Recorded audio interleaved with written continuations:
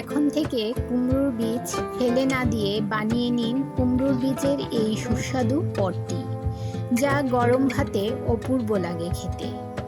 নমস্কার বন্ধুরা, Monica's food খাজানাতে সবাইকে স্বাগত জানিয়ে শুরু করছি আমার আজকের রেসিপি, কুমড়ো বীজের ভর্তা।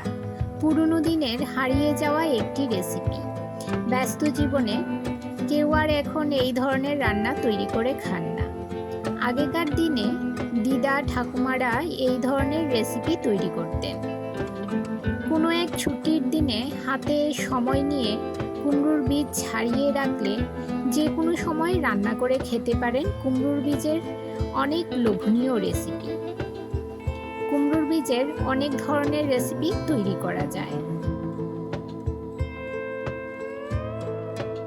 তাছাড়া কুমড়োর বীজে রয়েছে calcium, zinc, magnesium, omega 3 fatty acid, sulphur, vitamin A, B ও কে, যা শরীরের জন্য খুবই উপকারী। আমি এখানে মিষ্টি কুমড়োর দুটো টুকরো নিয়েছি। কুমড়ো থেকে বীজগুলো ছাড়িয়ে নেব। এই বীজগুলো কিছুক্ষণ রোদে শুকিয়ে নেব। বেশি রোদ লাগাবেন না, বেশি রোদ খেলে বীজগুলো শক্ত হয়ে যাবে, তখন খোসা ছাড়াতে অসুবিধে হবে। 3 থেকে 4 ঘন্টা কুমড়োর বীজগুলোকে রোদে শুকিয়ে নেব। আমার চ্যানেলে নতুন বন্ধু হয়ে থাকলে চ্যানেলটি সাবস্ক্রাইব করে পাশে থাকা বেল আইকনটি প্রেস করে রাখুন আর নোটিফিকেশন অল করে রাখুন, যাতে যখনই আমি কোনো নতুন ভিডিও আপলোড করি এর নোটিফিকেশন যেন সবার প্রথম পৌঁছে যায় আপনাদের কাছে।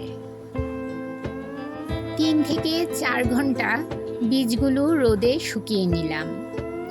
বীজগুলো শক্ত হয়ে যায়নি, নরমই আছে। বীজের মাথার দিকে এইভাবে নখ দিয়ে প্রেস করলেই খোসাগুলো উঠে আসবে।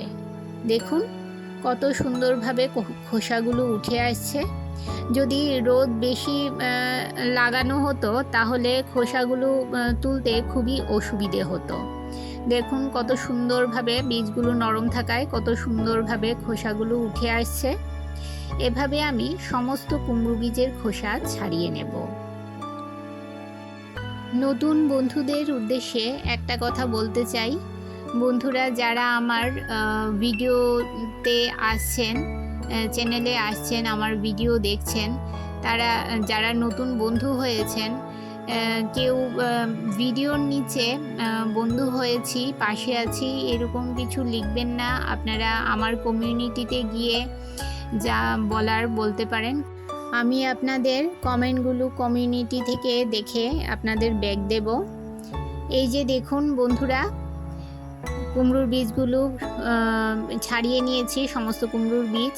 এবারে গ্যাসের চুলায় কড়াই বসিয়ে মিডিয়াম ফ্লেমে কুমড়োর বীজগুলো 2-3 মিনিট ড্রাই রোস্ট করে নেব।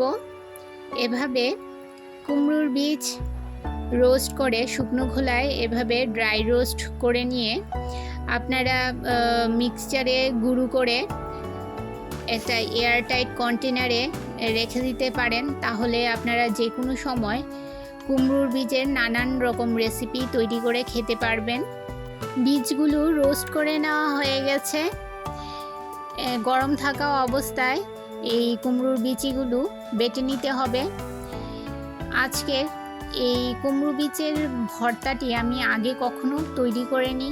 আজকের রেসিপিটা আমার দিদা তৈরি করছে।